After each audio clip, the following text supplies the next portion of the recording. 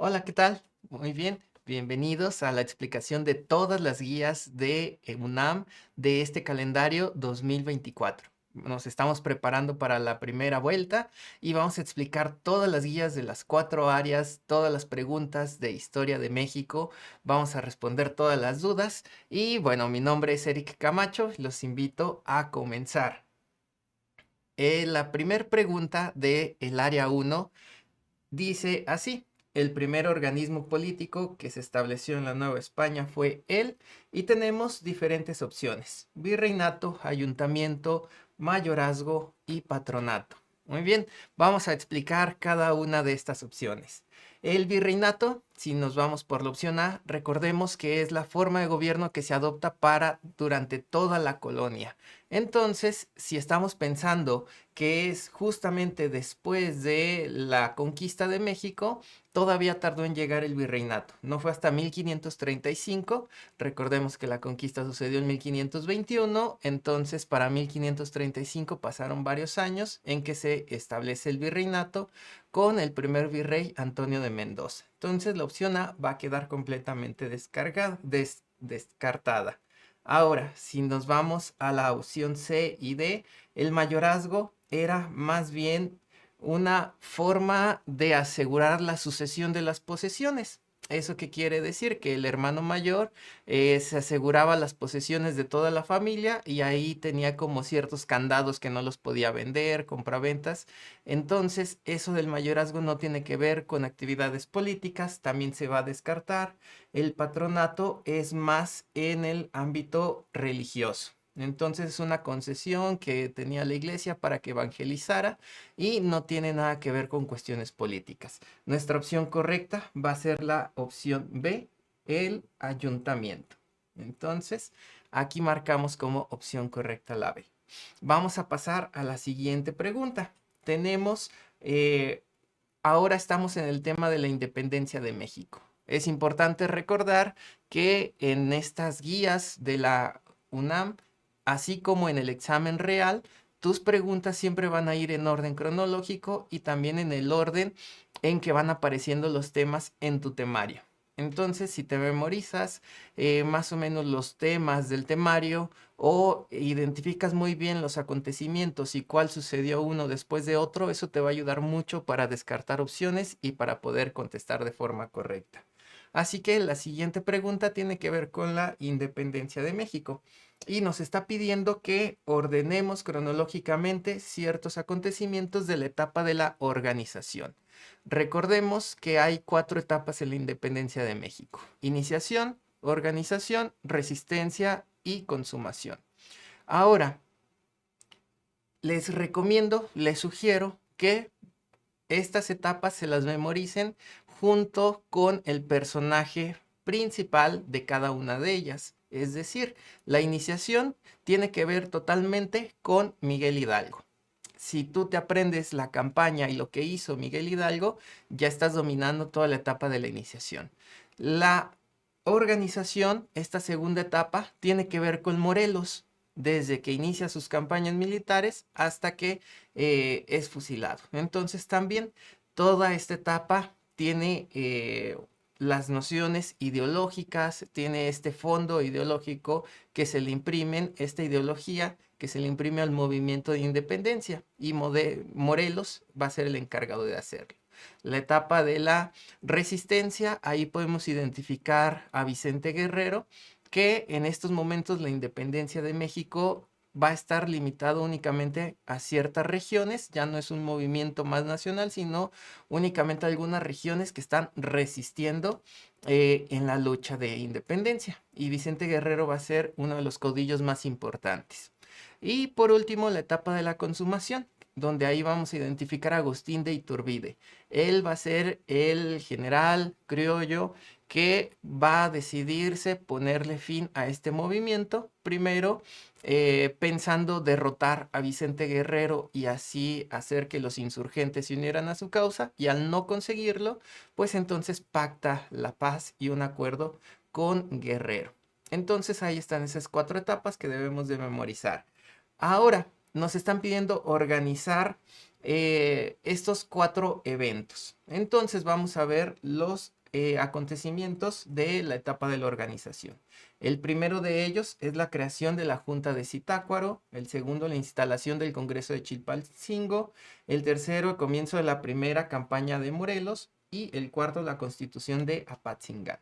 Muy bien, recordemos que en esta etapa se va a dar la constitución de Apatzingán. Por lo tanto, ya podemos establecer la relación de que el Congreso de Chilpancingo va a ser el que va a promulgar esta constitución de Apatzingán, una constitución que nunca se pudo poner en marcha, nunca se pudo implementar. Pero ahí vemos que estos dos deben de estar juntos. También, ¿qué será primero? ¿La creación de la Junta de Zitácuaro o la primera campaña de Morelos? En realidad, el primer acontecimiento es la Junta de Zitácuaro. Es el primer órgano de gobierno que establecen los insurgentes. Entonces, ahí no va a estar a cargo Morelos de esta Junta de Zitácuaro, pero sí va a ser la primera vez que se establece como una forma de gobierno plenamente hecha plenamente aquí en estos territorios de la Nueva España, con los insurgentes. Después va a ser el comienzo de la primera campaña de Morelos y por último la instalación del Congreso de Chilpancingo y la Constitución de Apatzingán. Tenemos como respuesta correcta la opción C. Muy bien, vamos a pasar a la siguiente pregunta y en esta vamos a seguir avanzando cronológicamente. La pregunta dice así: con el fin de mejorar la economía y organizar la administración del país, el gobierno de Anastasio Bustamante, muy bien, ¿en qué estamos? ¿En qué periodo estamos? Ya acabamos con la independencia, ya pasaron los primeros intentos de organización política del país y estamos de lleno en la lucha entre federalismo y centralismo. Recordemos que el federalismo es esta forma de gobierno que promueve una república y que esa república está dividida en estados y esos estados tengan cierta autonomía, que todos estén unidos por un pacto federal, pero que cada uno de esos estados pueda tomar sus decisiones, ¿no? Y el centralismo, en contraparte, también es un modelo republicano porque se estableció una república, sin embargo, la forma de llevar esa república era totalmente diferente, porque anulaba la soberanía de los estados, su independencia, y los manejaba como departamentos. ¿Eso qué quiere decir? Que el gobierno central, desde la capital del país, pues tomaba todas las decisiones. Entonces, aquí estamos en esa lucha entre federalismo y centralismo. También hay que mencionar que las ideas federalistas estaban más asociadas a las ideas liberales y el centralismo estaba más asociado a las ideas conservadoras, que ese va a ser la siguiente disputa en el siguiente periodo de la reforma, liberales contra conservadores, pero desde aquí comienzan estos antecedentes. Entonces, si estamos hablando de Anastasio Bustamante, un personaje muy importante, muy interesante, que siempre estuvo más del lado del centralismo, más hacia el lado conservador, era parte del ejército y también asumió la presidencia de la República en varios momentos de la historia, eh, estamos situados en un momento en donde el centralismo estaba como forma de gobierno. También hay que recordar que el centralismo va a llegar a gobernar después de un periodo federalista y también va a llegar a gobernar después de estos conflictos internacionales, ¿no? La independencia de Texas le va a dar paso a que entre el centralismo al país y con todo esto podemos asegurar que el país estaba en bancarrota, como de hecho lo estaba. Durante los primeros años del México independiente, los constantes conflictos bélicos, los constantes cambios de formas de gobierno, no le permitió asegurar eh, una buena calidad económica en el país. Por lo tanto, estaba el país en bancarrota.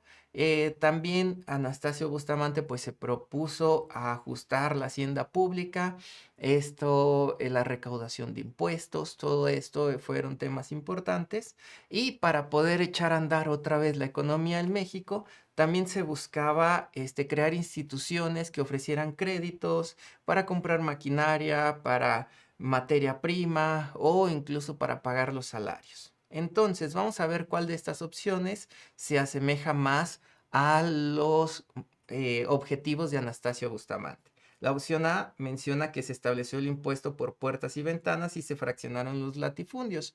Este impuesto por puertas y ventanas hay que asociarlo siempre con la dictadura de Antonio López de Santana. En ese último periodo presidencial es cuando impuestos tan descabellados como estos empezaron a surgir.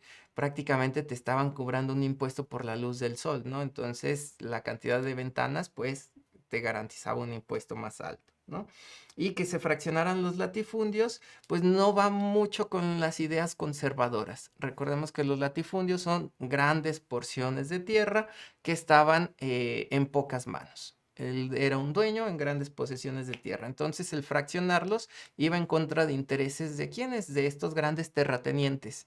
Y esos terratenientes, pues, apoyaban siempre las ideas conservadoras. Entonces, vamos a descartar la opción A. La opción B dice que se suspendió el cobro del diezmo y se subastaron propiedades del clero. Entonces también, si vemos que Anastasio Bustamante estaba del lado del centralismo de los conservadores, también estaba apoyando a la iglesia. Así que no, estas ideas liberales no pueden ir en como respuesta correcta, ni de la mano, ni de cosas que propuso Anastasio Bustamante. La C dice que creó el Banco del Avío. Recordemos que este Banco del Avío también eh, fue promovido por un personaje muy importante en estas administraciones, que si bien no asumió la presidencia de la República, sí era muy respetado, que era Lucas Alamán. Él también, la ideología que predominaba, pues era el del centralismo, de ideas conservadoras, estaba muy asociado con Anastasio Bustamante, aunque también Lucas Alamán participó en gobiernos federalistas, ¿no? Ahí, en esta primera parte, vamos bien. Y se fomentó el capital extranjero para la industria. Muy bien. También esto corresponde a esa época, ¿no? Se buscaba crear inversiones y también se les daba facilidades a estos capitales extranjeros para que llegaran y se establecieran en México o simplemente invirtieran, ¿no? Así que nuestra opción C suena muy bien. Vamos a ver la opción D, a ver si hay algo que choque. El primero dice que se estimuló la agricultura y se obligó a la iniciativa privada a pagar más impuestos. Entonces, las ideas conservadoras también en ese periodo apoyaban a estas iniciativas privadas, les daban muchas facilidades, o sea, no cobraban tantos impuestos. ¿Con qué finalidad? De que invirtieran sus capitales. Y también les aseguraban muchas ganancias. Entonces la opción D también la vamos a descartar y nos vamos a quedar con la C como la correcta. Muy bien, vamos a seguir avanzando. Y ahora sí llegamos al tiempo de la reforma con el gobierno de Benito Juárez. Y la pregunta dice así, el primer gobierno de Benito Juárez se caracterizó por... Muy bien, entonces estamos situándonos en la primera vez que Benito Juárez va a gobernar. Recordemos que va a asumir la presidencia de la República en un periodo muy conflictivo, en la Guerra de Reforma, con este golpe de Estado, este plan de Tacubaya, que los conservadores van a proclamar en contra de la Constitución del 57 y por un momento va a haber dos presidentes en México. Por el lado de los conservadores, Félix María Zuluaga; por el lado de los liberales, Benito Juárez, va a empezar a gobernar de esa forma. Y una vez que derrota al bando conservador, ¿qué es lo que va a hacer Benito Juárez? Pues todas sus ideas liberales, todas las reformas liberales las va a poner en práctica, las va a implementar. Entonces, si vemos las opciones, en la opción A se menciona exonerar a los opositores.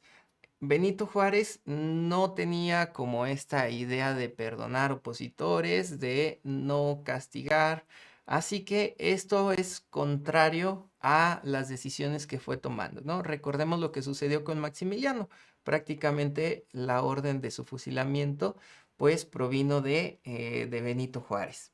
B, fortalecer el liberalismo. Eso está completamente adecuado con la ideología de Benito Juárez y de hecho va a ser nuestra respuesta correcta, la opción B, pero revisemos las otras dos. Fomentar la inversión extranjera. Tampoco Benito Juárez, al ser los liberales, pues también buscaban promover que desde México empezara a ver ese crecimiento económico desde dentro. Claro, con algunos aliados, sobre todo Estados Unidos y de favorecer a la Iglesia Católica completamente en contra. En ningún momento van a escuchar que Benito Juárez favoreció a la Iglesia Católica. Entonces, esa relación nunca la hagan, siempre va a estar mal y podemos pasar a la siguiente pregunta. La pregunta número 5. Aquí ya vamos a la mitad. Recuerden que en el área 1 esto solamente habrá 10 preguntas de historia de México, tanto en el área 1, en el área 2 y en el área 4. En el área 3, que es el de ciencias sociales, ahí sí va a haber 4 preguntas más, van a ser 14 preguntas. Entonces, la pregunta número 5 dice que en materia económica, el gobierno de Porfirio Díaz fue criticado por... Vamos a analizar. Recordemos que durante el porfiriato, aquí ya estamos metiéndonos en el porfiriato, ¿cuál fue la situación del país? Fue una situación que presentó muchas grandes desigualdades. Los ricos tenían mucho dinero, los terratenientes tenían muchas tierras y todas las personas que no pertenecían a esos grupos, pues eran muy, muy pobres, ¿no? Así que esa es una de las cosas que se van a criticar. ¿Y cómo se consiguió que hubiera un crecimiento económico del país? Pues a través de inversiones extranjeras. El Porfirio Díaz prácticamente subastó, regaló el territorio nacional, las materias primas. Había compañías extranjeras extrayendo los recursos naturales o incluso dominando la industria como industrias textiles, por ejemplo. Entonces, una vez viendo este contexto, pues vamos a pasar a las respuestas. Dice que las políticas de nacionalización en la minería, pues esto es contrario a las prácticas de Porfirio Díaz. ¿Por qué? Esto implicaría que las minas únicamente fueran trabajadas por los nacionales, ¿no? Por empresarios o incluso el gobierno de México. Así que eso va en contra. La vamos a descartar. B, la crisis que se generó en el país. Algo de lo que se puede aplaudir al porfiriato o de las cosas que crea polémica y que se defiende es que sí hubo un crecimiento económico, sí se estabilizó por fin el país durante el porfiriato. Recordemos que antes del porfiriato eran puras guerras, conflictos y hubo paz y hubo estabilidad únicamente con Porfirio Díaz. Entonces, eso tampoco es algo que se le pueda criticar. Se le criticarán sus modos, pero los resultados, pues sí hubo un crecimiento económico. La opción C, la prohibición a la inversión privada, eso también es totalmente contrario. La inversión privada en el porfiriato fue muy importante, por eso la descartamos. Así que la opción D va a ser nuestra opción correcta, nuestro inciso correcto. Las concesiones a los inversionistas extranjeros.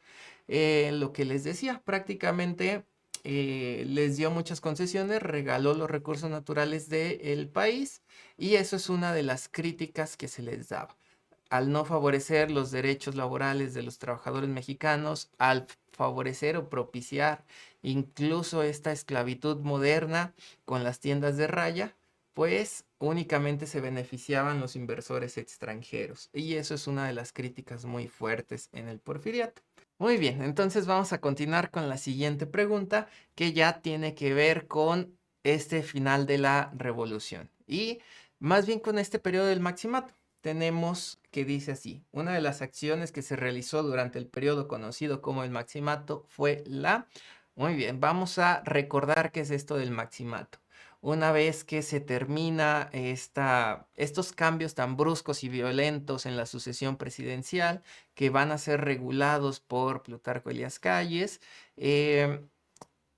y una vez que Plutarco Elías Calles es presidente de la República después de la muerte de Álvaro Obregón, del asesinato de Obregón, pues va a necesitar garantizar, mantener su dominio sin perder el control político del país. Sin embargo, recordemos que la Constitución del 17 pues prohíbe la reelección. Entonces, si Plutarco Elías Calles quería mantenerse en el poder, pues tenía que hacer cierta simulación. Y esa simulación es conocida como el maximato. Hubo tres presidentes de México durante ese periodo: Pascual Ortiz Rubio, Abelardo L. Rodríguez y Emilio Portes Gil, variando el orden. Y sin embargo, el que realmente tomaba las decisiones o el que llevaba el manejo del país, pues en el fondo era Plutarco Elías Calles. A eso se le conoce como el maximato. Pero ya en este periodo fue un momento en que el país pues empezaba a reconstruirse, empezaban a crearse instituciones, empezaba a darse ciertas libertades, y eso es de lo que está hablando esta pregunta. Entonces vamos a ver las opciones. La opción A menciona que la universidad tuvo su autonomía, la opción B, la creación del PRI, la opción C, creación del Banco de México, y el inciso D dice la concesión del voto a la mujer. En este momento es muy importante que todos estos detalles, todas estas acciones, qué cosas hicieron los gobiernos, los tengamos bien memorizados, porque el examen suele hacer este tipo de preguntas: ¿qué acciones, qué logros, qué realizó tal presidente de México, qué se realizó en tal periodo presidencial? La respuesta correcta es la opción A. En 1929, con Emilio Portes Gil, la universidad va a obtener su autonomía. Entonces es cuando surge la UNAM, Universidad Autónoma de México. Y ese es un dato muy importante, memorícenselo porque suele venir en su examen de admisión. La opción B, la creación del PRI. Recordemos que para que el PRI se constituyera como este partido, pues tuvieron que pasar varios años. Primero fue el PNR, creado por Plutarco Elías Calles, después evolucionó al PRM, que Lázaro Cárdenas lo transformó, y después, ahora sí, tuvo el nombre del PRI. Entonces esto es posterior. La creación del Banco de México, eso es antes del maximato. De hecho, Plutarco Elías Calles en 1925 va a crear esta institución, y la concesión del voto a la mujer, eso va a ser muy posterior, con Adolfo Ruiz Cortines en 1955. Así que todos estos datos hay que memorizarlos, tenerlos bien presentes, porque va a ser la diferencia entre sacar una respuesta bien o tenerla incorrecto.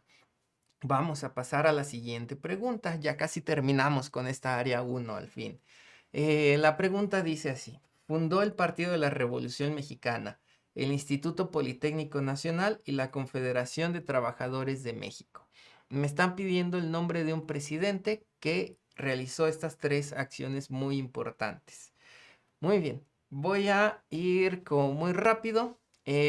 Dentro de las opciones, pues ya les voy a señalar que la correcta es la A, de Lázaro Cárdenas. ¿Y por qué? Porque solamente así puedo explicar rápido todas estas tres opciones. Lázaro Cárdenas, que se le conoce a ese periodo como el cardenismo, va a romper completamente con toda esta tradición, esta influencia de Plutarco Elías Calles, y se va a dedicar también a tratar de cumplir todas las demandas de la revolución. Este reparto de las tierras, del ejido, este apoyo con los trabajadores, va a incluir a los trabajadores a la toma de decisiones del gobierno, claro, con ciertos asteriscos. Este modelo del corporativismo, pues va a surgir en el cardenismo. También es muy importante, como se los mencionaba antes, el Partido de la Revolución Mexicana, o el PRM, pues va a ser con Lázaro Cárdenas. Desde ahí ya teníamos que haber identificado la respuesta correcta. El Instituto Politécnico Nacional, recordemos que Lázaro Cárdenas tenía ideas más socialistas, iban contrarias a el pensamiento de, pues, gente muy importante, influyente en la política del país, y estas ideas socialistas pues las buscaba implementar también desde la educación. Por eso, en este apoyo a la industrialización del país, pues vio la necesidad de crear este Instituto Politécnico Nacional, el IPN, para que formara a los trabajadores que se iban a encargar de la industrialización del país. Además que iba a ser un contrapeso con la UNAM, que ya había obtenido su autonomía y pues era contrario a este pensamiento, a estas ideas socialistas de Cárdenas. Y la Confederación de Trabajadores de México, la CTM, pues va a ser una confederación muy importante que la va a sumar a las decisiones del gobierno. Es por eso que en esta pregunta los tenemos que memorizar y ni siquiera voy a ver las otras opciones porque necesito que se te quede muy grabado que esos logros o bueno, esas acciones fueron hechas por Lázaro Cárdenas. Muy bien, entonces vamos a seguir avanzando y llegamos a la pregunta número 9. Aquí tengo que hacer un paréntesis y darles una recomendación. Los últimos temas del temario, la reconstrucción nacional, México contemporáneo, van a ser los más importantes, los que debemos de tener bien presentes y estudiar muy a fondo. ¿Y esto por qué? No porque otras partes de la historia de México no sean relevantes, sino simplemente porque la mayor cantidad de preguntas le van a pertenecer a esos temas. Si se fijan, si se dan cuenta en esta guía 1, a partir de la pregunta 5, ya estamos en estos últimos temas de la Revolución Mexicana, el Congreso Constituyente, y pues ese es el antecedente directo a todo lo que va a surgir. Así que la mitad de las preguntas tiene que ver con los últimos dos temas. Es por eso que son muy relevantes, hay que estudiarlos muy a fondo.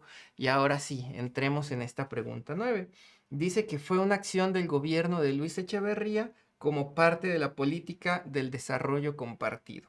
Ok, hay que situarnos históricamente. Luis Echeverría Álvarez pues entró a la presidencia de México después del periodo presidencial de Gustavo Díaz Ordaz, ¿no? Recordemos que con Díaz Ordaz se va a dar todos estos problemas, el movimiento del 68, la matanza de Tlatelolco, la represión por parte del gobierno a todos aquellos que pensaban diferentes, pues fue muy grande. Y también debemos de sumar este ambiente económico.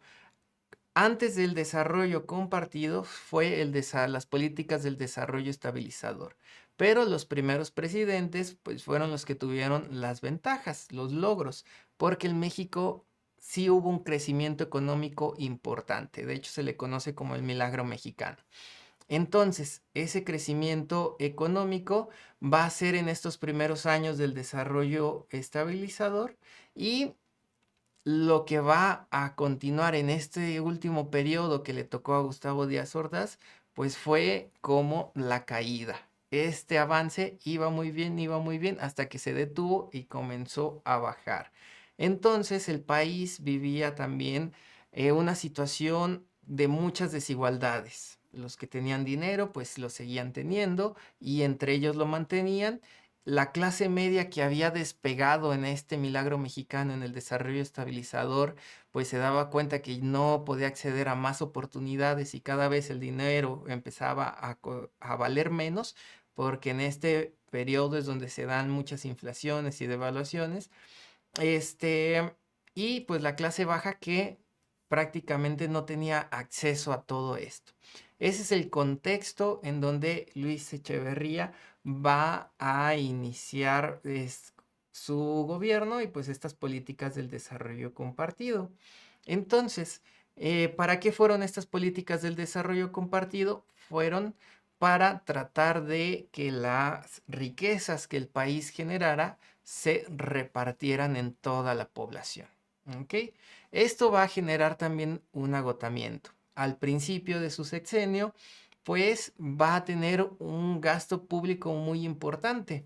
O sea, va a gastar pues en infraestructura, en educación, crear hospitales, carreteras, va a tratar de fomentar la inversión y esta industrialización del país, que los productos sean hechos en el país y no traen tanto los importen de otros lugares. Entonces, ese es como el punto de arranque de este desarrollo compartido. Sin embargo, ya a finales de su sexenio con Luis Echeverría, pues todos esos números y todos esos préstamos que solicitaba del exterior, pues no le sirvieron para aguantar la devaluación del peso y con eso un derrumbe de la economía.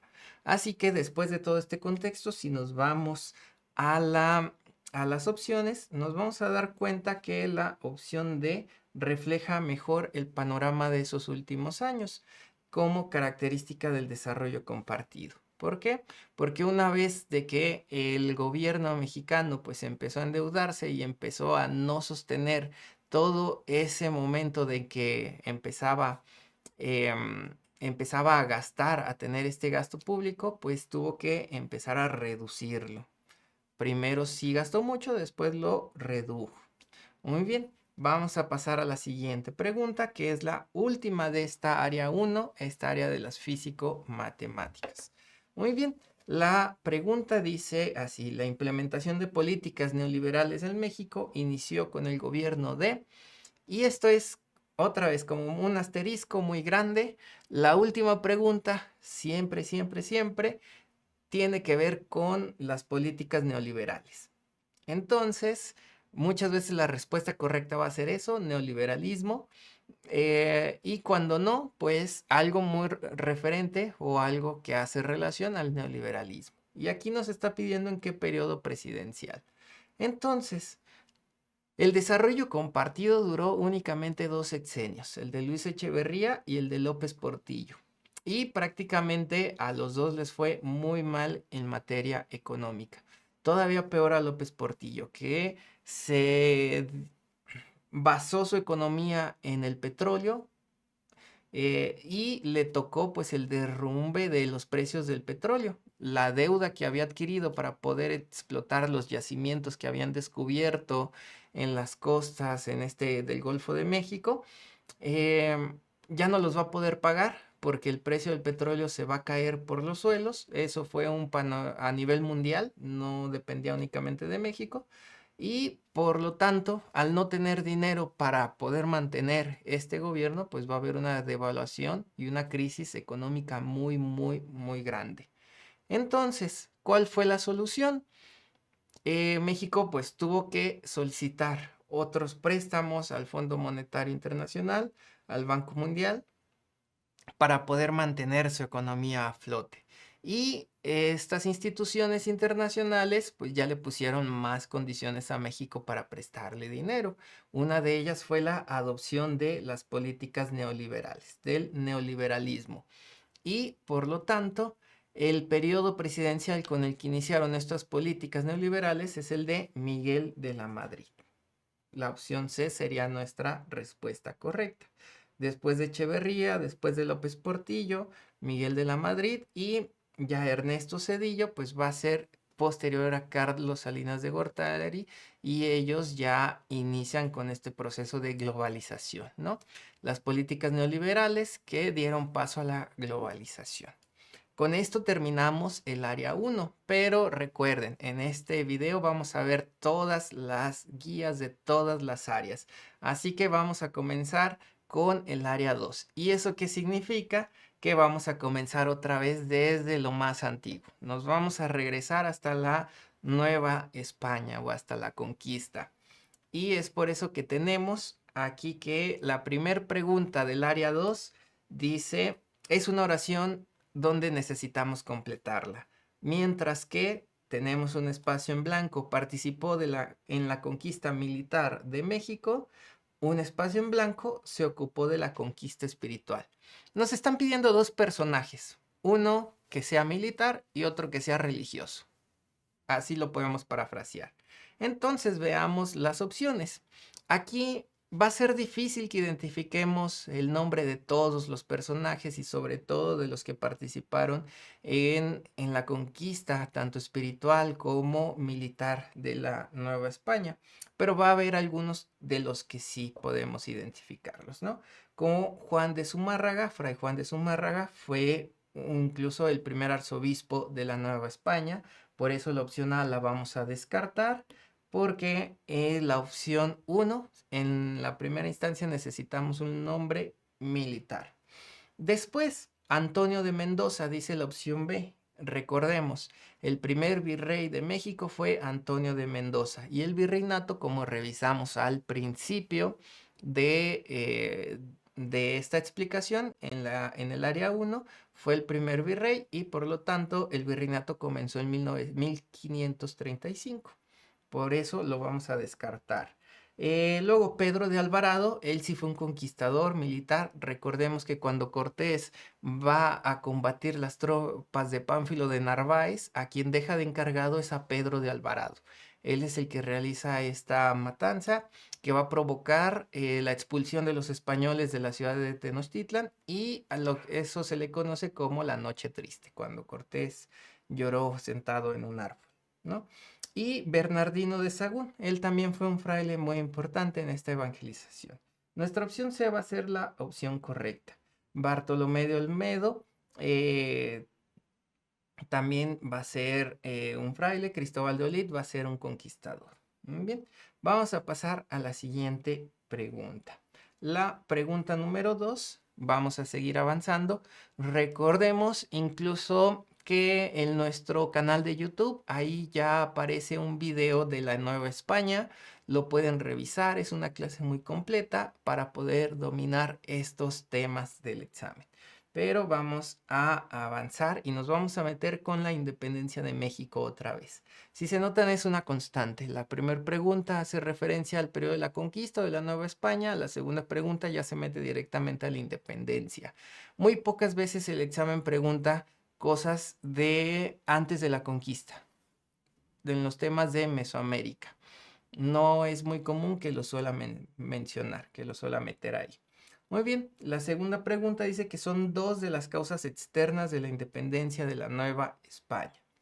Muy bien, esto de las causas siempre es importante identificarlas. Nos la pidan o no nos la pidan, siempre para cada hecho histórico tú identifica de dónde proviene.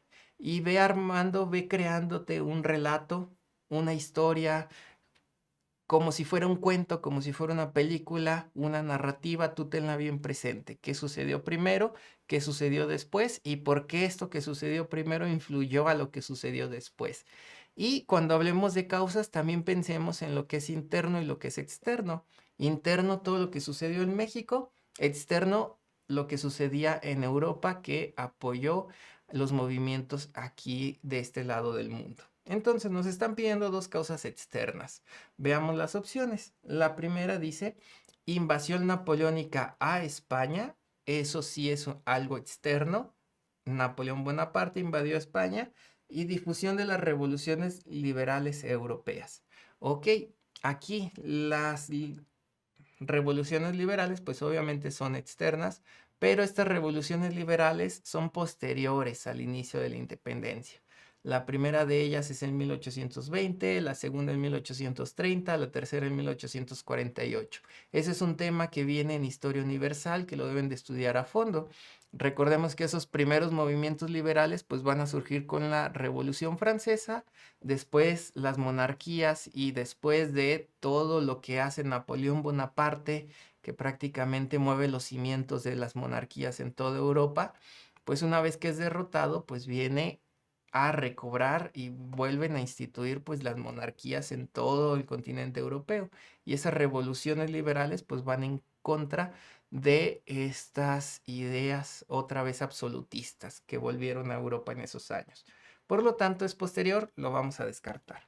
La opción B, ¿qué es lo que dice? La promulgación de las reformas borbónicas. Muy bien, eso es externo. Las reformas borbónicas también fueron una causa que motivaron la independencia de México. ¿Por qué? Porque una de las cuestiones, una de estas reformas que era fue quitarle poder a los criollos y que la corona española desde España tuviera más poder, influyera más en las decisiones de la Nueva España. Y eso pues no le gustó mucho a los criollos. Entonces eso sí está bien. Sin embargo, la siguiente parte, la abolición de la esclavitud, no se va a dar hasta que Miguel Hidalgo lo hace aquí en Guadalajara en 1811.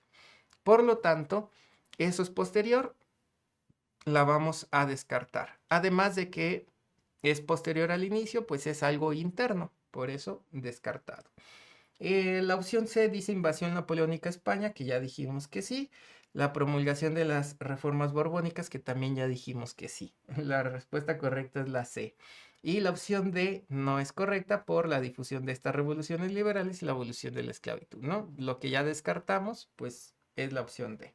Muy bien, vamos a pasar a la siguiente pregunta y también nos va a tocar ordenar cronológicamente. Muy bien, entonces pasamos a la siguiente pregunta. En estos momentos, pues ya estamos después de la independencia y vamos a tocar el tema de el México independiente. Y nos vamos a centrar en uno de los subtemas más interesantes para mí, que es el de los conflictos internacionales. Todos los conflictos, las guerras que México sostuvo con otros países durante este periodo de años, ¿no? De 1821 que tiene su independencia hasta 1850, antes de 1850. En ese pequeño periodo, pues tuvo varias guerras, varios conflictos. Entonces, vamos a ver cuáles son esos conflictos. Tenemos como el primer punto que la pregunta nos pide ordenar cronológicamente los acontecimientos y el primero de ellos es la primera intervención francesa. Hay que recordar, la primera intervención francesa también es conocida como la Guerra de los Pasteles. Creo que todos hemos escuchado hablar de esa famosa Guerra de los Pasteles, pero el examen siempre, siempre la va a nombrar como la primera intervención francesa. Es la misma. El segundo acontecimiento es la guerra con Estados Unidos. El tercero, la independencia de Texas. Están relacionados. De hecho, la independencia de Texas va a ser una de las causas de esta guerra de Estados Unidos. Y por último, el intento de reconquista española. Y si empezamos como a inferir más o menos, pues el último intento de la reconquista suena muy próximo a la independencia de México, ¿no? Y va a ser el caso. Nuestra respuesta correcta va a ser la C. Tenemos el último intento de reconquista que sucedió en 1829. España pues quedó muy debilitado al perder sus colonias y por eso es que estos intentos de reconquista pues no iban a ser tan grandes, tan significativos y tampoco iban a ser tan constantes. Va a ser en 1829. El segundo punto es la independencia de Texas. Este problema que surgió con los colonos tejanos, con o darle estas concesiones para que ciudadanos estadounidenses vinieran a colonizar Texas, pues llegó a concluir con su independencia. Después va a ser la primera intervención francesa. Bueno, la independencia de Texas en 1836. 2 años después, en 1838, se va a dar esta primera intervención francesa o la Guerra de los Pasteles, que va a ser consecuencia de los reclamos de ciudadanos franceses por indemnizaciones de los daños sufridos en sus negocios, en sus propiedades, por las revueltas que había en México. Recordemos que en esos años había muchos conflictos entre federalismo y centralismo y había pues varias guerras internas, varios movimientos internos y ese reclamo pues llegó hasta Francia y mandaron sus buques de guerra. Claro, con más intenciones, con otras más, sí, con otras intenciones, no solamente que el pedir esa indemnización. Y por último tenemos la guerra contra Estados Unidos, que esa se va a dar del 46 al 48. Va a comenzar la invasión. Rápidamente, pues Estados Unidos se va a hacer con los estados del norte, después va a bajar directamente del norte por tierra hacia la capital, pero también va a atacar a través de la costa, entrando por el puerto de Veracruz y la Ciudad de México va a caer. Va a caer de forma fácil, no solamente porque los estadounidenses pues tenían mejores fuerzas armadas en esos años, sino de que aún dentro de esta invasión, en México se seguían peleando entre federalismo y centralismo. Entonces, eso les facilitó la entrada. Y no va a ser hasta con la firma del Tratado de Guadalupe Hidalgo que se va a terminar esa guerra. Entonces, en orden, tenemos la opción C como la correcta. Vamos a pasar a la siguiente pregunta. Aquí nos vamos a mover a una pregunta muy interesante, muy especial y que ha aparecido pues prácticamente en todos los exámenes de la UNAM de hace los últimos 3 años, que tiene que ver con la revolución o el plan de Ayutla. La pregunta dice así: movimiento que comenzó en los actuales territorios de Guerrero a cargo del general Juan Álvarez, cuyo objetivo fue derrocar la dictadura santanista. Muy bien, lo que dice la pregunta hay que memorizárnoslo prácticamente. Eh, una vez de que ya más o menos se apacigua el país y de que esta lucha entre federalismo y centralismo queda superada porque Antonio López de Santana empieza su último periodo presidencial, lo convierte en una dictadura, pues entonces el movimiento, la respuesta a esas decisiones, a esos hechos que hizo Santana, fue el plan de Ayutla o la revolución de Ayutla. Fue un movimiento liberal en contra de la dictadura de Santana y ese movimiento fue dirigido, fue orquestado por Juan Álvarez, un caudillo de la independencia muy importante, un nombre muy relevante en el país durante esos años, y eso es lo que sucedió. Así que ya también les acabo de dar la respuesta. La revolución de Ayutla es nuestra respuesta correcta. ¿Ok? Revolución de Acapulco, Congreso de Chilpancingo, sitio de Cuautla, todo eso pues tiene lugar en la independencia de México, ¿no? El único que sucede después es la Revolución de Ayutla. Vamos a pasar a la siguiente pregunta, donde nos vamos a meter ya en temas del porfiriato.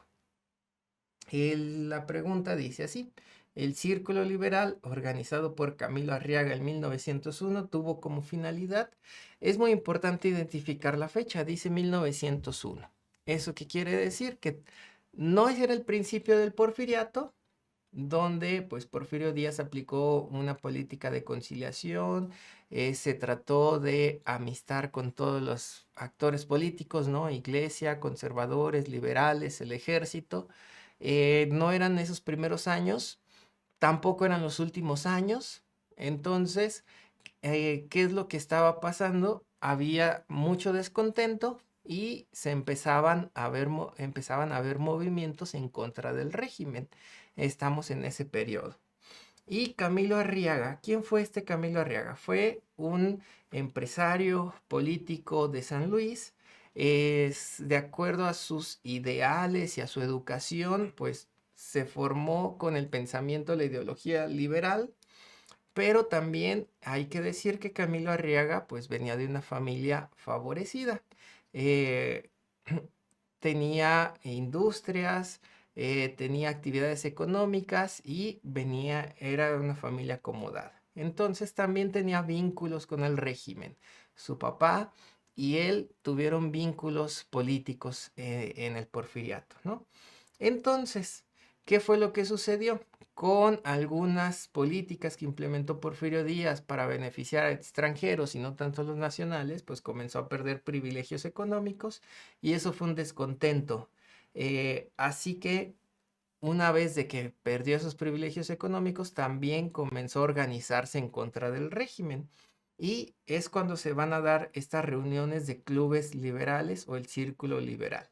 Entonces, ¿cuál era la finalidad? Ya una vez analizando ese panorama, pues la finalidad de estos círculos liberales, donde también participaron como los hermanos Flores Magón, que van a ser el movimiento de oposición al régimen más reconocido, pues la opción correcta va a ser la A: fundar un movimiento de oposición a la dictadura de Porfirio Díaz. Em, eso va a ser lo principal. ¿Cómo vamos a descartar las otras? Pues impulsar la reelección del general Porfirio Díaz, siempre liberal y porfiriato no van de la mano. Limitar la participación de los maderistas en la política, todavía Madero no entraba al panorama político. Construir un movimiento favorable a la candidatura de Madero, pues tampoco. Eso se va a dar después, una vez que se da esta entrevista entre Díaz y el periodista norteamericano Krillman en 1908. Entonces nos quedamos con la opción A. Vamos a pasar a la siguiente pregunta. Aquí ya vamos a seguir avanzando y nos vamos a meter al tema de la revolución. Entonces, vemos la pregunta. Las constantes reelecciones de Porfirio Díaz y la opresión a grupos sociales como obreros, campesinos e indígenas fueron los detonantes de... Aquí, si yo entiendo la lógica del examen, voy a darme cuenta cuál es la respuesta correcta, incluso sin saber muy bien por qué. Acabamos de tener a Porfirio, por una pregunta del Porfiriato. La siguiente, pues va en orden cronológico. Y si me mencionan a Porfirio Díaz como una causa, por lo tanto, no hay de otra, la Revolución Mexicana es nuestra respuesta correcta. Muy bien, ya el Maximato, el Milagro Mexicano, la Unidad Nacional son cosas posteriores a la Revolución Mexicana. ¿De acuerdo? Entonces también podemos contestar las preguntas si sabemos el orden de los acontecimientos y podemos identificar a qué tema pertenece cada pregunta. Ahí está un ejemplo. Vamos a la siguiente, a la siguiente cuestionamiento. El número 7 del área 2, ya nos quedarían únicamente 3 preguntas más para terminarla. Dice así: la creación de la Secretaría de Educación Pública y el restablecimiento de las relaciones bilaterales con Estados Unidos a través de los tratados de Bucareli fueron acciones de... Aquí también hay que memorizar. Creo que no hay que dar como tanta explicación, no hay como mucho contexto de acuerdo a lo que nos está pidiendo la pregunta. Claro que podemos ahondar en estos temas, pero antes de comenzar a ahondar, sí les quiero dejar como muy claro. Si hablamos de la Secretaría de Educación Pública y hablamos de los tratados de Bucareli, sí o sí, pues es Álvaro Obregón la respuesta correcta. ¿Ok? Podemos identificar eso, Álvaro Obregón con la CEP, Álvaro Obregón con los tratados de Bucareli. Claro, tiene su explicación, pero si ustedes lo memorizan de esa forma, no se van a equivocar. Y ahora, la educación pública, la Secretaría de Educación Pública, pues con Álvaro Obregón, que toma la presidencia de la República después de Carranza, incluso después del asesinato de Carranza, se empieza a formar, comienza el periodo de creación de instituciones, ¿no? Y la educación pública pues es una institución muy importante, por eso va a ser de las primeras. Y los tratados de Bucareli fueron necesarios para que Álvaro Obregón obtuviera el reconocimiento de Estados Unidos. Recordemos que Obregón entró a la presidencia de la República de una forma violenta al mandar orquestar el asesinato de Carranza, y también Venustiano Carranza mantenía mejores vínculos con los Estados Unidos de los que los mantenía Obregón. Entonces, para tratar de asegurarse ese reconocimiento y ese apoyo que era indispensable en esos tiempos para darle estabilidad al gobierno, es que se firmaron esos tratados de Bucareli. ¿Ok? Entonces, vamos a seguir aventajando. La siguiente pregunta que dice: documento que proyectó el apoyo a los ejidos, el respeto al salario mínimo y la nacionalización efectiva del subsuelo. Entonces, ¿cuál va a ser ese documento? Aquí también estamos con Álvaro Obregón. Estábamos con Álvaro Obregón la pregunta anterior. ¿Y cuál va a ser el tema que sigue? La reconstrucción nacional, todo lo de Plutarco Elías Calles, pero también lo más natural sería una pregunta del cardenismo. Y recordemos que en el cardenismo Lázaro Cárdenas aumenta los años en la presidencia de la República, ¿no? De ser 4 años un presidente, pasan a ser 6 el periodo presidencial. Y eso no fue únicamente para durar más, sino que fue para crear un plan integral para que las políticas de los presidentes pues tuvieran un tiempo para poder afianzarse. Y ese documento, ese proyecto, pues va a ser el plan sexenal. Ya vimos que los tratados de Bucareli, esos fueron para asegurarse el apoyo de Estados Unidos, para el reconocimiento del gobierno de Álvaro Obregón. También los tratados de Bucareli, pues tienen que ver con el artículo 27 de la Constitución mexicana, que decía que la nación es dueña del suelo y del subsuelo.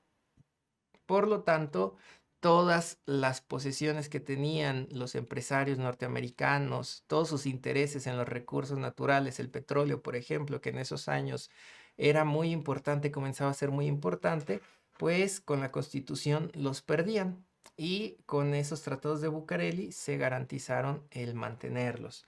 El Pacto de la Ciudadela, pues fue hecho con Victoriano Huerta para desconocer a Madero. Estamos hablando de los tiempos de la Revolución. El Plan de la Acción Campesina, si bien tiene que ver con toda esta temática de la pregunta, con todo estas demandas agrícolas, pues no abarca completamente todo lo que nos pide la pregunta, como el salario mínimo o la nacionalización efectiva del subsuelo, ¿no? Por eso es que elegimos la opción C. Vamos a la penúltima pregunta de esta área 2 y dice, acontecimiento ocurrido durante el gobierno de Manuel Ávila Camacho. Muy bien, recordemos que con Ávila Camacho, él va a entrar después de Lázaro Cárdenas. Y Lázaro Cárdenas, de acuerdo a sus políticas, estas ideas socialistas, este reparto agrario, esta aplicación de las demandas de la revolución, pues fueron políticas muy radicales. Y esas políticas dividieron al país, ¿no? Muestra de ello es que durante esos años se creó el Partido Acción Nacional, el PAN, Acción Nacional, que podamos estar de acuerdo o en contra de la historia de ese partido, pero sí demuestra que había una división, no solamente en la sociedad, sino en la política. Entonces, Ávila Camacho va a entrar a la presidencia y va a intentar pues desligarse un poco de esta figura de Lázaro Cárdenas y va a tratar de unificar las posturas del país, ¿no? A ese plan se le va a llamar unidad nacional, ¿no? Las políticas de unidad nacional. Por eso la opción A va a ser nuestra opción correcta. El destierro de Plutarco Elías Calles se va a dar con Lázaro Cárdenas, él se va a desligar completamente del caudillo e incluso lo va a mandar al exilio. Huelga de los ferrocarrileros, eso es muy posterior, se da en 1959 con López Mateos. El movimiento de los maestros también en 1958, son muy posteriores. Por eso las políticas de unidad nacional también es algo que debemos memorizar. Ávila Camacho, Miguel Alemán, van a ser con las políticas de unidad nacional. Bien. Y nos vamos a la última pregunta. ¿Qué dice?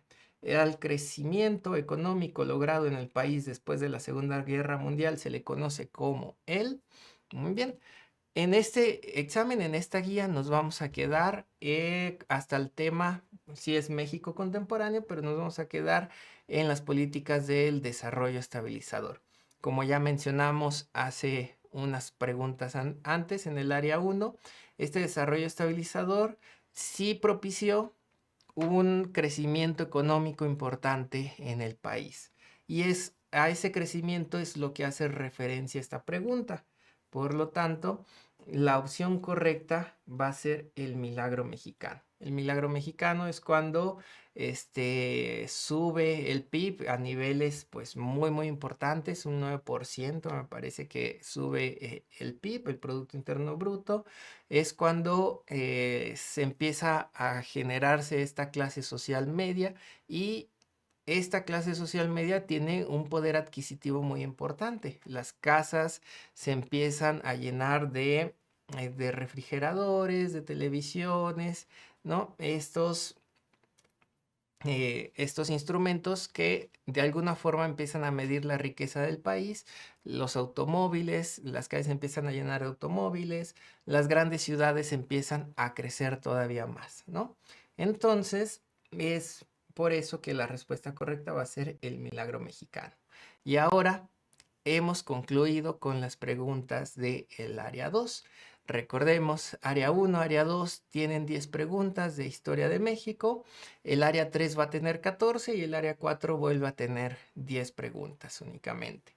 Entonces, ¿eso qué quiere decir? Que vamos a comenzar otra vez y vamos a poner especial atención con las preguntas del área 3 porque es cuando vamos a tener más de ellas y vamos a ver de qué forma reparte los temas la UNAM y eso nos puede ayudar a ver en qué temas debemos de poner más atención, que como ya les dije, los últimos hay que poner mucha atención, pero antes de llegar a esos últimos habrá otros temas que suelen ser muy recurrentes y que se suelen preguntar mucho. Entonces, vamos adelante. La primera pregunta de esta área 3 dice, que las creencias politeístas, la existencia de técnicas agrícolas de pueblos tributarios, así como los rituales de sacrificios fueron características de y son regiones del continente. ¿Ok? Esto estaba dividido, el continente estaba dividido en estas regiones y prácticamente me están describiendo pues avances de la civilización, ¿no? Como muchas condiciones, las civilizaciones que pudieron prosperar antes de la llegada de los españoles. Este es un tipo de preguntas, como ven, cuando los temas tienen que ver con Mesoamérica y los horizontes culturales, las preguntas suelen ser muy generales. No tenemos que analizar las sociedades, las civilizaciones de una por una, muy en específico, suelen ser muy generales. Entonces, vamos a ver cuál va a ser la respuesta correcta. Todas estas características que tienen que ver con grandes civilizaciones pues no se dan en Centroamérica porque Centroamérica, si bien es una región que conocemos en la actualidad, la forma en cómo se dividían en ese periodo las regiones pues no incluía Centroamérica. Más bien incluía Aridoamérica, Oasisamérica y Mesoamérica. Muy bien. La respuesta correcta es Mesoamérica. Mesoamérica va a tener las condiciones climáticas para que estas civilizaciones puedan prosperar. Aridoamérica, como su nombre lo dice, eran muy áridos. Sí había civilizaciones, sí había agrupaciones, sí había poblaciones ahí, pero más pequeñas, más reducidas, no ciudades enormes como la ciudad de Tenochtitlan, por ejemplo. Y Oasis América, pues era una región pequeña en el norte del país que tampoco pues tuvo tanta influencia en este periodo y sobre todo pues en esta región de México. Recordemos que la materia es historia de México. Vamos a pasar a la siguiente pregunta. Aquí dice una causa interna de la independencia de la Nueva España. ¿Ok? Este es muy interesante, muy importante. A lo mejor es uno de los temas que no dominamos tanto porque no profundizamos tanto en ellos en nuestras escuelas preparatorias, secundarias, primarias, y por eso los vamos a ver con detenimiento, ¿no? Nos está pidiendo una causa interna, algo que sucedió dentro de este territorio de la Nueva España.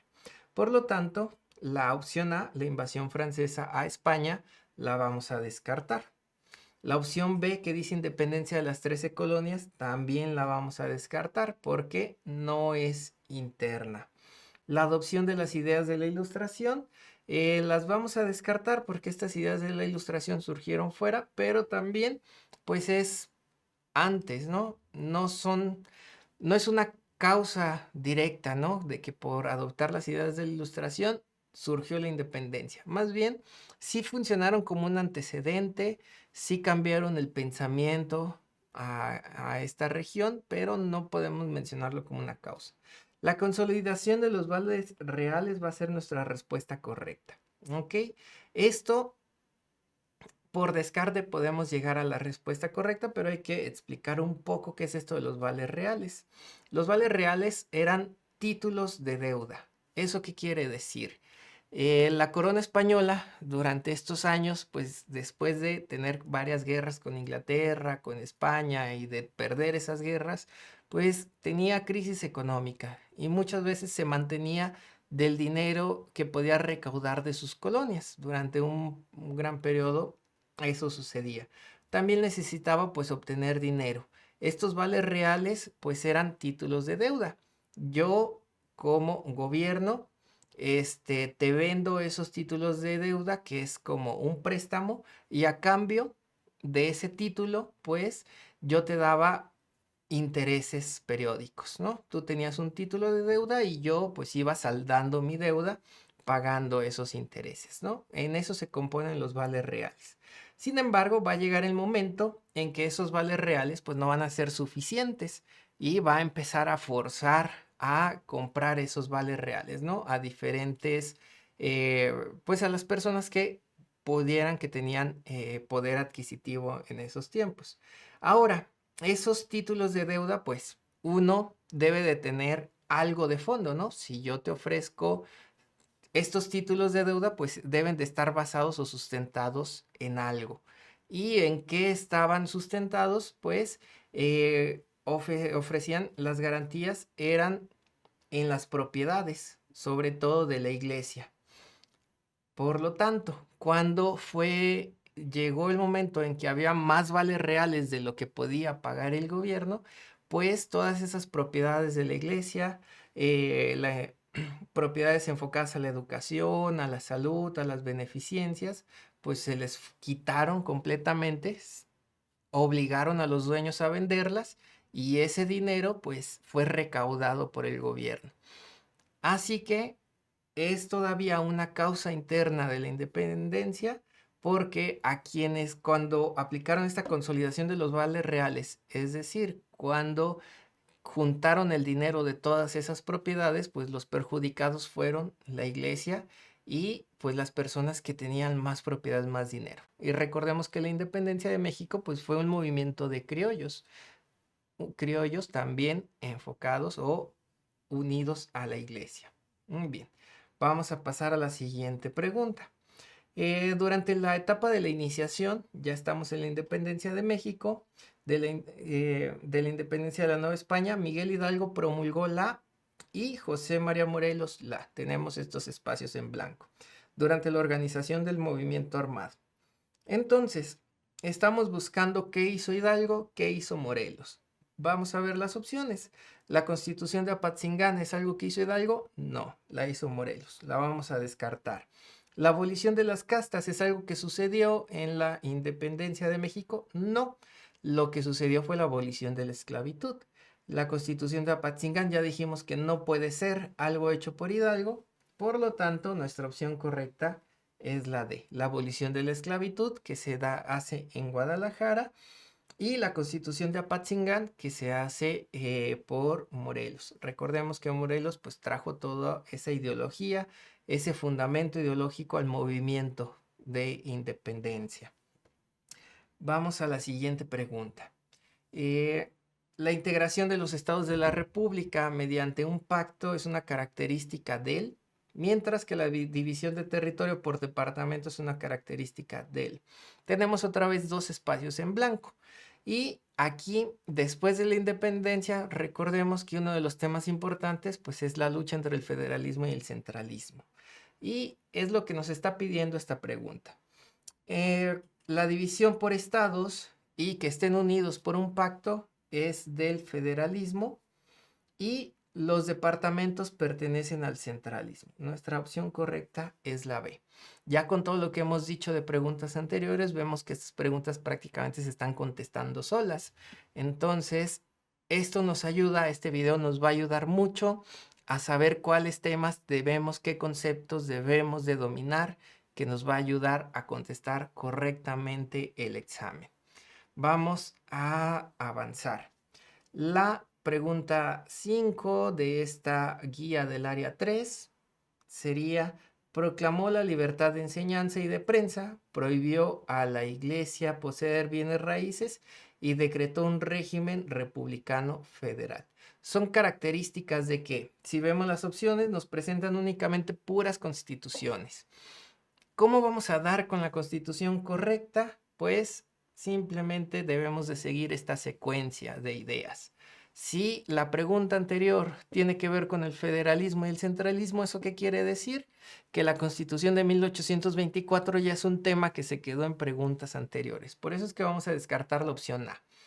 La Constitución de 1822, esa no existió, simplemente es una opción de relleno, la vamos a descartar.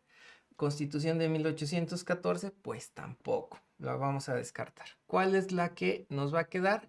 La del 57. La opción B es la correcta, que es la que, siguiendo la secuencia de las preguntas, pues es el tema que continuaba. Y recordemos que la Constitución del 57 fue 100% liberal. Por eso es que estas características que van en contra de estas instituciones conservadoras como la Iglesia, vamos a elegir pues esta constitución, la opción B. Por eso es que las características embonan muy bien. Vamos a la siguiente pregunta. La causa principal de la invasión tripartita a nuestro país fue... Ok, aquí creo que es un concepto muy importante. Invasión tripartita. ¿Qué es esto de invasión tripartita? No es otra cosa que en el momento cuando Benito Juárez, una vez ganada la guerra de Reforma, decide suspender el pago de la deuda externa, pues sus acreedores, Inglaterra, Francia y España, se unen para venir a reclamar que reanude los pagos. Entonces, la alianza que hay entre Inglaterra, Francia y España, pues es esta invasión tripartita. Y ahora, una vez que este concepto ya lo identificamos en, en un año y en un acontecimiento histórico, va a ser mucho más fácil llegar a la respuesta correcta, ¿no? La oposición de México al Imperio francés no tiene nada que ver con lo que explicamos. El deseo español de reconquistar México tampoco tiene que ver ese deseo, sino más bien era cobrar la deuda. El establecimiento de la dictadura de Díaz, ese es un tema que va a venir a continuación. En cambio, es la suspensión de pago de la deuda externa, ¿no? Entonces, esa fue la causa. Y nuestra respuesta correcta es la D. Vamos avanzando a la siguiente pregunta, que dice así: la apertura económica a capitales extranjeros, la centralización del poder, la estructura oligárquica son características del gobierno de... Muy bien. La pregunta anterior tiene que ver con esta invasión antes de la segunda invasión francesa. Por lo tanto, esta pregunta ya tiene que seguir con el tiempo, ¿no? ¿Y cuál fue el periodo histórico importante después de todos estos, después de el imperio de Maximiliano, después de la República restaurada? Fue el Porfiriato. Y estas características tienen que ver con el Porfiriato completamente, ¿no? Los capitales extranjeros eran los más importantes, los más favorecidos. El poder estaba centralizado en un solo hombre, en una sola persona, en el centro del país. Esta estructura oligárquica, los que mantenían el poder era un grupo reducido. Recordemos que incluso esta, esta dinámica, esa estructura donde había un dictador en el país y todos hacían lo que él decía, se replicaba en las otras partes de gobierno, ¿no? Como en los estados. Era un gobernador que también se mantenía a lo largo de muchos años y eso se replicaba, ¿no? Entonces, esta estructura oligárquica, pues son características del porfiriato del gobierno de Porfirio Díaz. La opción D es nuestra opción correcta. Si vemos las opciones, Benito Juárez, Sebastián Lerdo de Tejada, ellos eran liberales que no iban a favor de todas estas ideas. Y Manuel González fue el presidente que siguió a Díaz después de un primer periodo presidencial.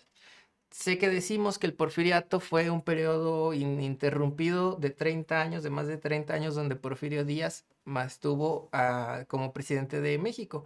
Pero para fingir en apariencias, después de un primer periodo presidencial, Porfirio Díaz cede el poder a Manuel González, aunque él seguía tomando todas las decisiones y todo era pues simplemente apariencias, pero bueno, hay que nombrarlo. Vamos a pasar a la siguiente pregunta.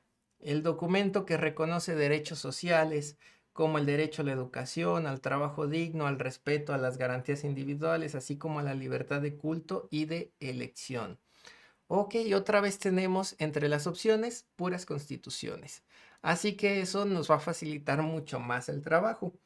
Y si nosotros identificamos cuál es cada una de estas constituciones y sabemos en qué momento histórico estamos situados en esta pregunta, pues no tenemos ninguna duda, ni siquiera necesitamos leer la pregunta prácticamente. Ya pasó el tema de la Constitución del 57, ya dejamos atrás la Constitución de 1824 y sobre todo dejamos atrás la Constitución de Apatzingán. La respuesta correcta es la A. No hay ninguna otra, porque ya estamos después de la revolución. Únicamente como característica, y creo que es algo que nos puede ayudar mucho, la libertad de culto se da hasta la Constitución de 1917. La Constitución de 1824 establecía a la religión católica como la oficial. Tú por ser mexicano tenías que ser católico por ley. Suena muy gracioso, ¿no? La Constitución de 1857, si bien no establecía una libertad de culto, no prohibía el ejercicio de culto alguno. Es decir, dentro del país no está prohibido tener cualquier culto, cualquier religión. En otras palabras, era una libertad de culto, ¿no? Pero no fue hasta 1917 donde ya queda por ley y con esas palabras.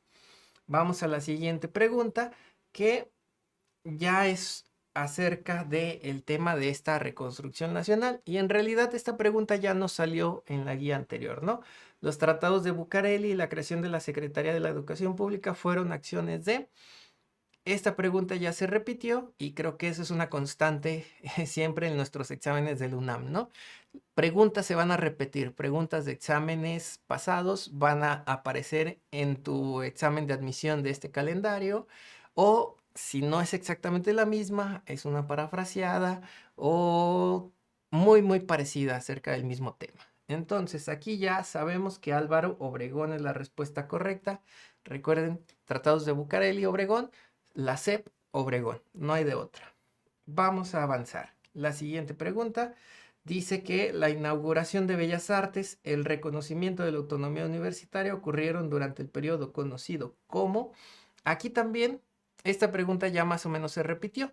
Cuando hablamos acerca de el maximato, que bueno, eso va a ser nuestra respuesta correcta, siempre va a subrayar estas características o acciones que se hicieron durante ese periodo, o si no, voy a tener que definir el maximato. Un periodo un periodo donde el presidente de la República pues tenía que seguir las órdenes de otro, ¿no? Prácticamente es eso. Así que la opción D es la correcta. Estamos hablando del maximato. Ya en otras preguntas vimos que la autonomía se va a dar en el gobierno de Emilio Portes Gil, y esta inauguración de Bellas Artes se va a dar en 1934 con Abelardo L. Rodríguez. Seguimos avanzando y vemos que la pregunta que continúa dice: la trascendencia histórica del plan seccional se debe principalmente a...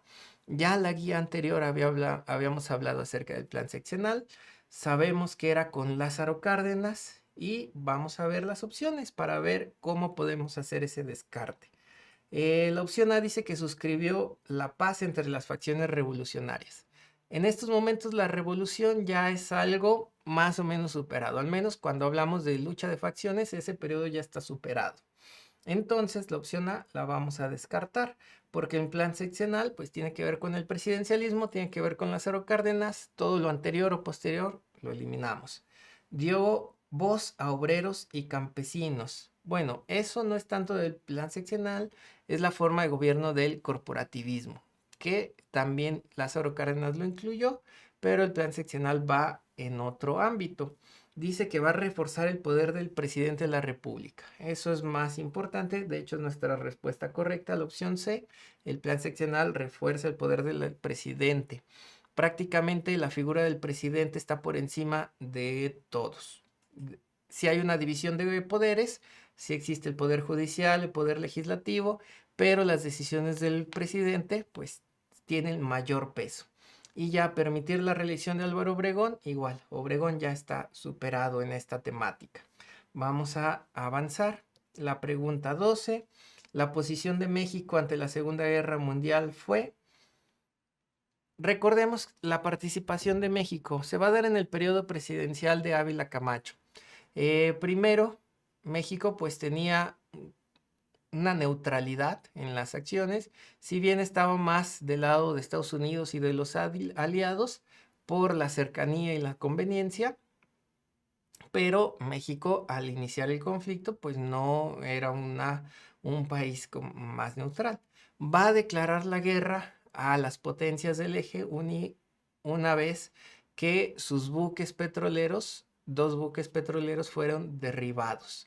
Recordemos que en esta Segunda Guerra Mundial el petróleo era muy importante, ¿no? Los barcos, los aviones, los tanques, pues todos utilizaban el petróleo para moverse. Y esas fuentes de petróleos pues eran buscadas por ambos bandos. Y al tener estos cargueros, estos buques petroleros que fueron derribados, pues entonces va a declarar la guerra a las potencias del eje. Es por eso que la opción correcta va a ser la D. Va a romper las relaciones con las potencias del eje, va a entrar a la guerra. Recordemos que el Escuadrón 201 va a participar de manera activa en misiones, en algunas misiones de combate o en otras misiones también, en la Segunda Guerra Mundial. Y esa es nuestra respuesta correcta, la opción D. La pregunta 13 y la penúltima, pues ya seguimos avanzando en las fechas históricas, en los datos históricos. La pregunta dice así: el impulso a la petrolización del país y la apertura del sector turístico a los capitales privados fueron acciones de... Aquí tenemos una pista muy importante en donde se puede basar completamente la respuesta sin tener ninguna duda. La petrolización, ¿no? ¿Eso qué quiere decir? Que toda la economía estuvo basado en el petróleo, en lo que podía extraer y lo que podía vender, y todos los recursos, pues todo se iba a financiar con el petróleo. Que México tuvo una mala suerte porque los precios del petróleo cayeron, pero bueno, ya habíamos dicho, incluso ya lo habíamos comentado antes, que cuando hablamos de esto, petrolización del país, de la economía del país, vamos a hablar de José López Portillo. La opción B va a ser nuestra opción correcta. Y aquí estamos en estas políticas del desarrollo estabilizador. Por lo tanto, la siguiente pregunta tiene que ver con el tema del neoliberalismo y la globalización. Y nos damos cuenta que es así, porque la pregunta dice que la firma del Tratado de Libre Comercio de América del Norte, no hay nada más neoliberal y global y de las políticas de la globalización que este tratado. La reforma en los artículos 27 sobre la propiedad de la tierra y 130 acerca de la personalidad jurídica de la Iglesia fueron acciones de ¿qué periodo presidencial? Aquí también hay que memorizarlo. Muy bien, que no se nos olvide. Este Tratado de Libre Comercio de América del Norte se va a dar en el periodo presidencial de Carlos Salinas de Gortari. Si tú te sabes eso, vas a sacar bien muchas preguntas de este periodo, porque casi todas las preguntas con Carlos Salinas de Gortari se relacionan al Tratado del Libre Comercio, ¿no? Pero ahora hablemos un poco de la otra parte de la pregunta para no quedarnos con dudas. La reforma de los artículos 27. Recordemos que el artículo 27 pues hablaba de que la nación era dueña del suelo y del subsuelo, la nación como tal, ¿no? El país. Por lo tanto, la propiedad privada, de acuerdo al artículo 27, pues eran meras concesiones. El Estado te permitía tenerlo, pero no eras como tal el dueño. Entonces, el artículo 27, ahí se reformó a que la privatización de estas tierras ejidales y comunales, abrir la puerta para la entrada legal del capital privado. O sea que el capital privado podía apostar y podía comprar territorios, ¿no? Tierras como tal. Y eso pues lo convirtió de forma legal.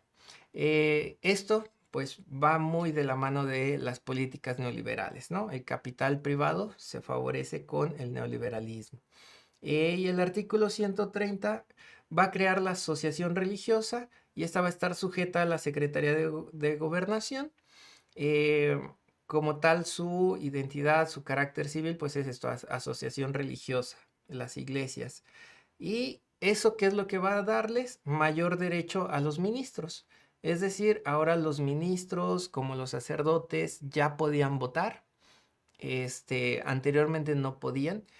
Claro, no pueden ser votados. Si quieren entrar a política, pues deben de desprenderse completamente de su iglesia y solamente así, pues pueden ser votados, por ejemplo. Pero ahí está una prueba de cómo se reformó ese artículo 130. Muy bien, aquí llegamos al final de estas 14 preguntas de la guía del área 3. Como vemos en la guía del área 3, sí hay unas preguntas más específicas, sí mencionan algunos temas que a lo mejor en otras áreas son más generales. Cuando hablamos de la globalización, del neoliberalismo, ya meternos en las reformas de artículos de la Constitución es muy específico. Entonces, si tú vas a un área 3, sí es necesario que entiendas los temas, entiendas la secuencia de forma general, pero sí entres a puntualizar en algunos datos, en algunos conceptos, que los tengas bien frescos, que memorices artículos, memorices tratados, memorices planes, memorices las batallas importantes de los conflictos, sepas identificar muy bien los grupos políticos que existieron y eso te va a garantizar obtener estos 14 aciertos. Ahora vamos ya a terminar con la última guía del área 4. Aquí vuelven a ser 10 preguntas y también volvemos a ver temas un tanto más generales. Entonces, si pasamos al área 4, volvemos a estas historias de la Nueva España. Y menciona la primera pregunta. Son instituciones científicas y culturales del siglo XVIII. Bien, recordemos, el siglo XVIII pues se va a dar de 1701 a 1800. Ese es el periodo que nos interesa. Y es muy importante identificarlo porque aquí entre las opciones nos presentan instituciones que se crearon incluso antes o después. ¿Ok? Entonces, aquí también, en este tipo de preguntas que suelen ser como muy especializadas o con tener el conocimiento muy preciso, los nombres de cada institución y de cada periodo, lo más recomendable pues es tratar de memorizarlos, ¿no? Tratar de ver su influencia, para qué sirvieron estas instituciones, eso nos puede ayudar, pero sí necesitamos memorizarlo. Si vemos las opciones, la opción A menciona Bellas Artes, que eso ya es muy posterior, y el Museo de Historia Natural.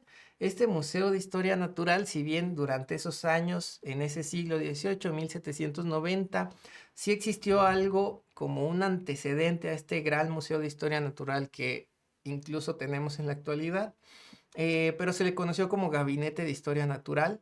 Fue el primer museo público, pero aquí, aunque ese Museo de Historia Natural sí pueda corresponder a la fecha, Bellas Artes no, y nos hace descartar la opción A. Luego la opción B, el Colegio de San Ildefonso y el Hospital de Jesús. Aquí el Colegio de San Ildefonso es una institución muy importante en la Nueva España, pero hay que decir que esta es del siglo XVI, en 1558. Por lo tanto, la vamos a descartar. La opción D, que diga la opción C, Academia de San Carlos y Colegio de Minería, va a ser nuestra opción correcta. La Academia de San Carlos es una academia de artes, va a surgir en 1781. El Colegio de Minería, recordemos que las minas pues era la actividad económica predominante durante la Nueva España, durante el periodo de la colonia, y pues tiene total sentido del mundo que los españoles buscaran capacitar o formar a especialistas en este tema. Por eso este colegio de minería, ¿no? Va a surgir en 1792. El otro, San José de los Naturales y la Universidad de México. Pues la Universidad de México va a surgir igual en el siglo XVI, 1551.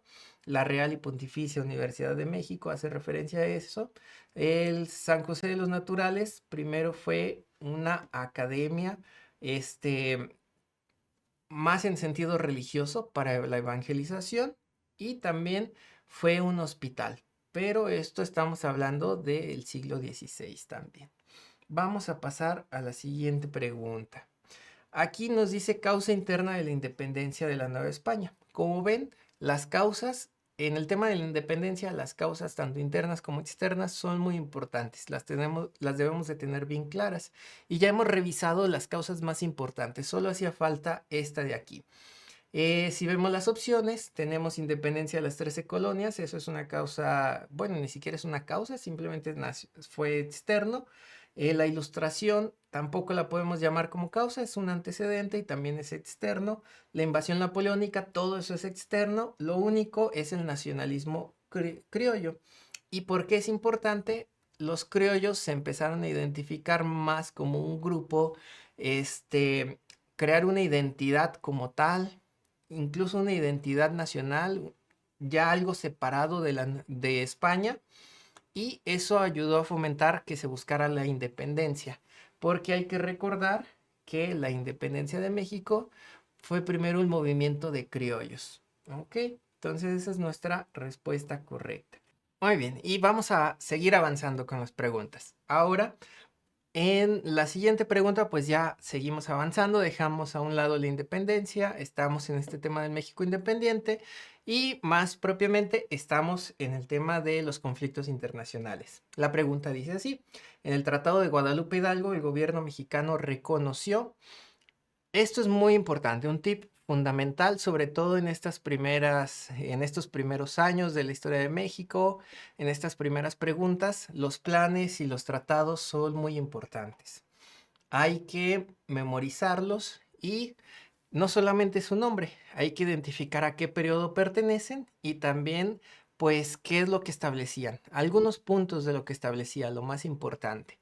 Este Tratado de Guadalupe Hidalgo, ya dijimos que pertenece al periodo de los conflictos internacionales y a la guerra de entre México y Estados Unidos, la invasión norteamericana.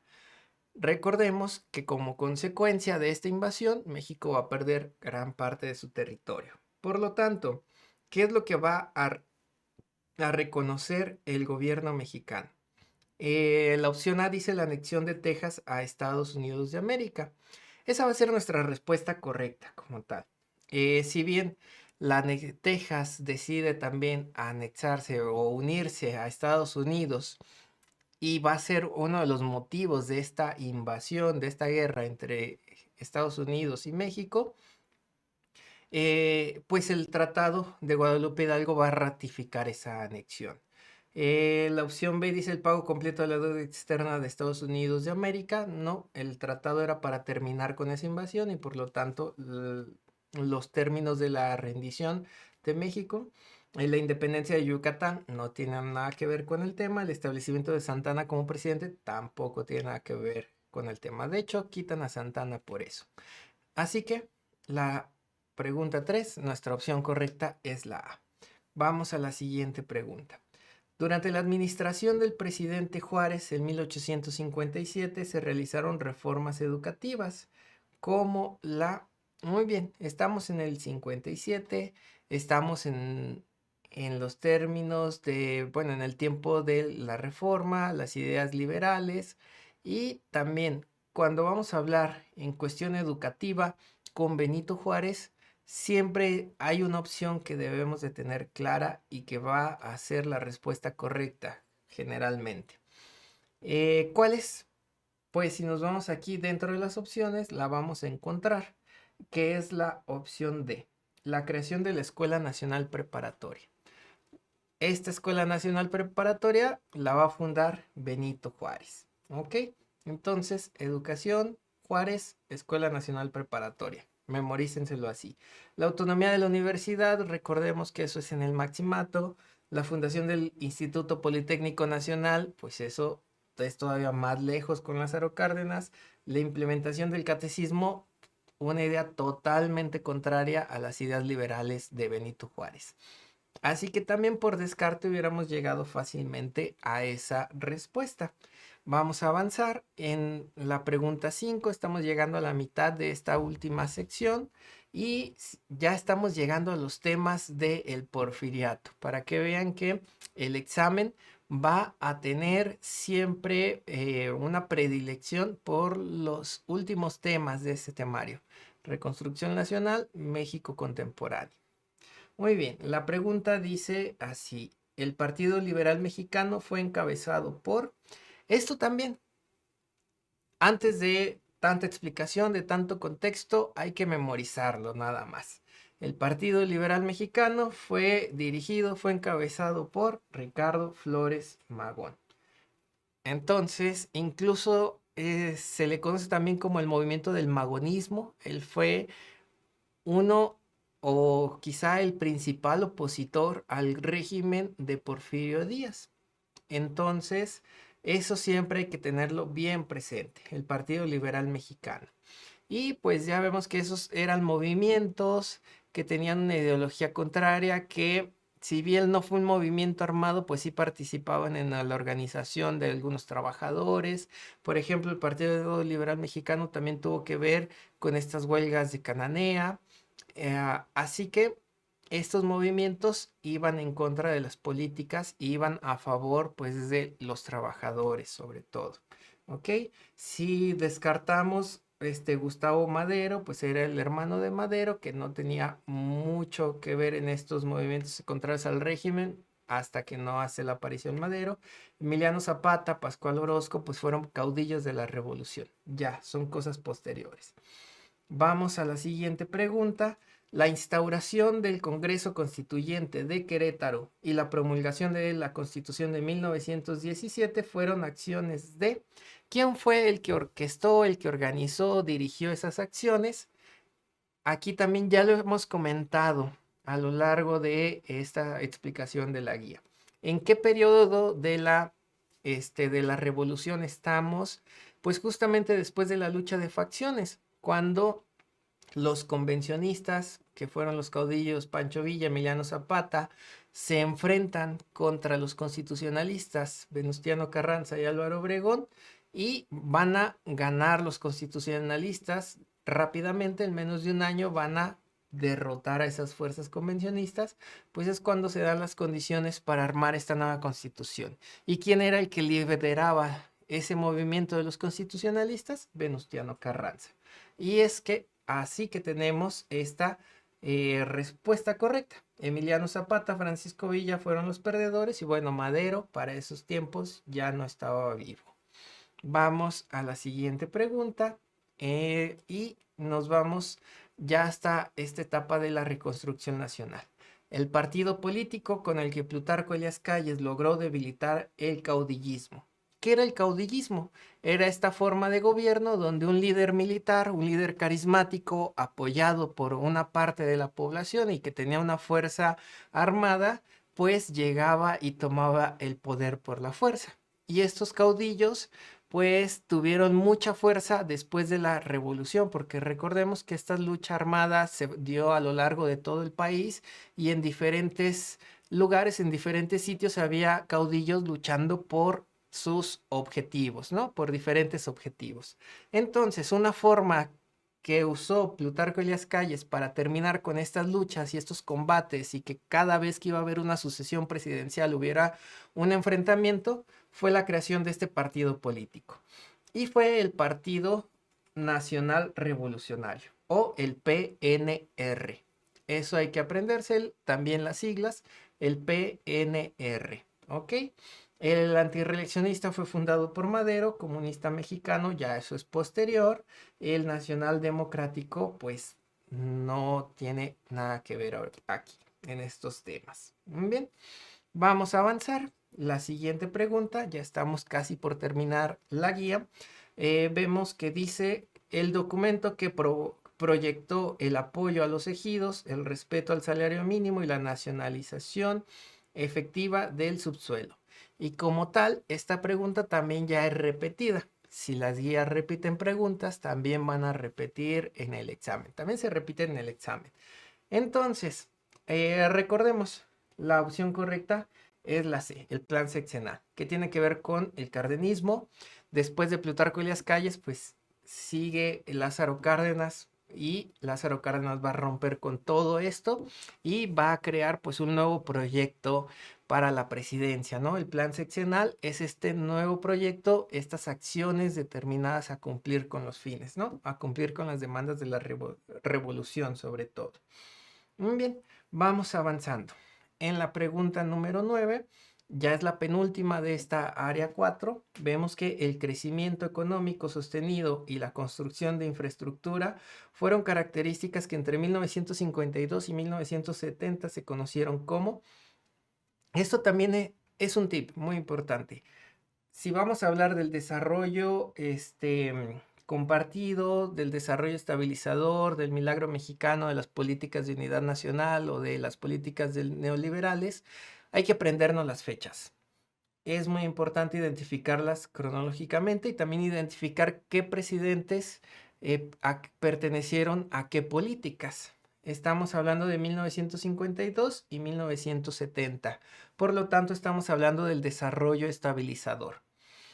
Pero entre las opciones no tenemos el desarrollo estabilizador. ¿Qué sucedió también ahí en ese desarrollo estabilizador? El milagro mexicano. y vemos que corresponde a la respuesta correcta. ¿Por qué? Porque me está hablando de crecimiento económico sostenido. Y eso se le conoce como el milagro mexicano. El plan seccional está en el periodo presidencial de Lázaro Cárdenas. La unidad nacional se va a dar con el periodo presidencial de Ávila Camacho, Miguel Alemán, Adolfo Ruiz Cortines. El desarrollo compartido se va a dar con Luis Echeverría y López Portillo. ¿Ok? Entonces hay que memorizar eso. Y nos vamos a la última pregunta. Y en esta última pregunta es hasta muy gracioso porque casi siempre aplica esta regla. Tú ponle, responde neoliberalismo, responde globalización y vas a estar bien. No necesitas leer la pregunta si respondes esas dos cosas. Eso lo digo de broma, pero si analizamos la pregunta, dice la economía de mercado y las privatizaciones entre 1982 y 2000 son parte del... Estamos con las épocas más recientes, ¿no?